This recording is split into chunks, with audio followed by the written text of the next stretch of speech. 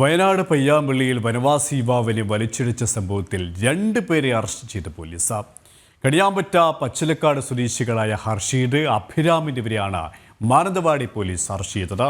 കേസിൽ 2 പേരെ കൂടി കണ്ടുകിട്ടാനുണ്ട്. അതേസമയം വനവാസി യുവാവ് മാതൻ ആശുപത്രി ചികിത്സയിൽ തുടരുകയാണ്.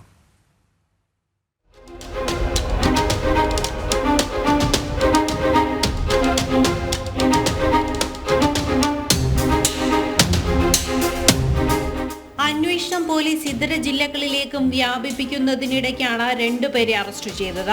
കണിയാമ്പറ്റ പച്ചിലക്കാട് സ്വദേശികളായ മുഹമ്മദ് അർഷിദ്, അഭിരാം എന്നിവരെ ബംഗളൂരുവിൽ നിന്ന് കൽപ്പറ്റയിലേക്ക് പോകും വഴി മാനന്തവാടി പോലീസ് പിടികൂടുകയായിരുന്നു. മറ്റു 2 പ്രതികളായ വിഷ്ണു, നബീൽ കാമർ എന്നിവർക്കായുള്ള അന്വേഷണത്തിലാണ് പോലീസ്. ഇവരുടെ ബന്ധുക്കൾ, സുഹൃത്തുക്കൾ എന്നിവരെ കേന്ദ്രീകരിച്ചാണ് പ്രധാനമായും അന്വേഷണം നടക്കുന്നത്. കോഴിക്കോട്, കണ്ണൂർ ജില്ലകളിലേക്കും അന്വേഷണം വ്യാപിപ്പിച്ചിട്ടുണ്ട്. കഴിഞ്ഞ ദിവസമാണ് വനവാസി യുവാവായ മാതനെ 4 പേർ അടങ്ങുന്ന സംഘം കാറിൽ വലിച്ചിഴച്ചത്.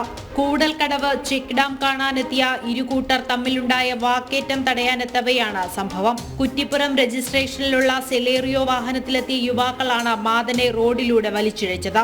വാഹനം നിർത്താതെ പോകുകയായിരുന്നു. അന്വേഷണത്തിൽ കണിയാമ്പറ്റ സ്വദേശി ഹർഷിദിന്റെ വീട്ടിൽ നിന്ന് പ്രതികൾ ഉപയോഗിച്ചിരുന്ന കാർ കണ്ടെത്തിയിരുന്നു. സാരമായി പരിക്കേറ്റ വനവാസി യുവാവ് വയനാട് മാനന്തവാടി മെഡിക്കൽ കോളേജിൽ ചികിത്സയിലാണ്. ജനം, വയനാട്.